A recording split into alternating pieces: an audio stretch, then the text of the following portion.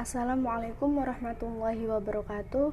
Saya Lailatul Sofrina dari kelas AFI B2, Fakultas Usuluddin dan Humaniora, Program Studi Akidah dan Filsafat Islam, UIN Wali Songo, Semarang.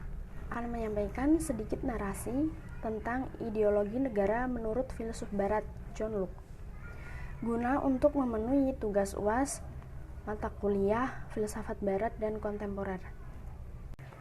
John Locke adalah seorang ahli pemikir besar tentang negara dan hukum dari Inggris.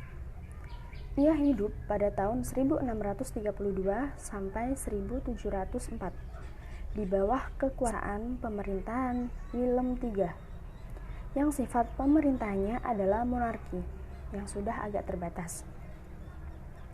Ajaran John Locke tentang negara dan hukum ditulis dalam bukunya yang terkenal, yaitu Two Treatises on Civil Government. Semula tujuan daripada aliran hukum alam itu adalah untuk membatasi kekuasaan absolut daripada negara yang diciptakan, antara lain oleh Niccolo Machiavelli dan John Bowden. Jadi, sebenarnya teori hukum alam ini merupakan lanjutan daripada aliran monarkomen yang dipelopori oleh Johannes Althusius.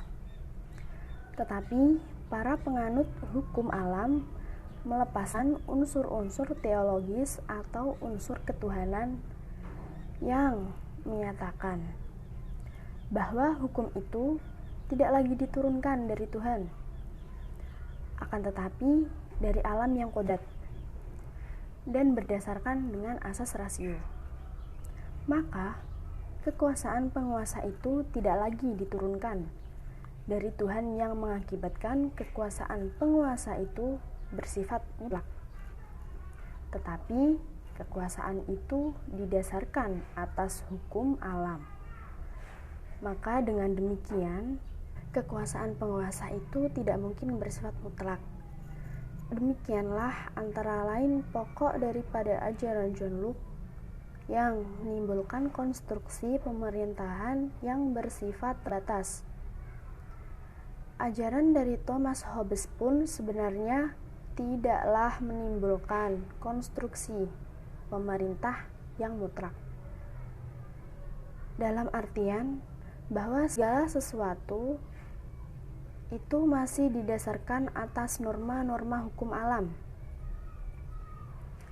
Tugas negara menurut John Locke adalah menetapkan dan melaksanakan hukum alam. Hukum alam di sini dalam pengertiannya yang luas. Artinya, negara itu tidak hanya menetapkan dan melaksanakan hukum alam saja, tetapi dalam membuat peraturan-peraturan atau undang-undang, negara pun harus juga berpedoman pada hukum alam.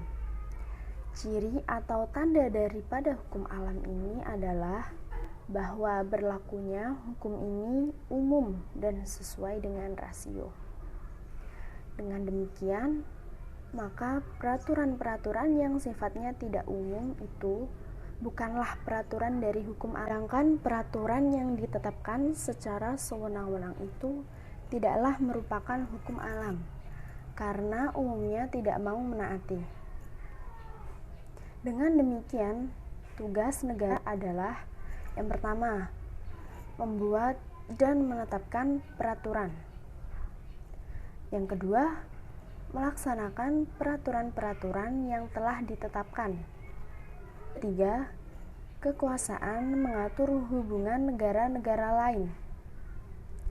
Ketiga tugas inilah yang kemudian disebut dengan trias politika, yang nantinya akan diuraikan lebih lanjut dan disempurnakan oleh Montesquieu dalam abad ke-18.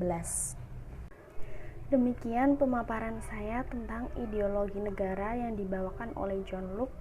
Sekian dan terima kasih. Wassalamualaikum warahmatullahi wabarakatuh.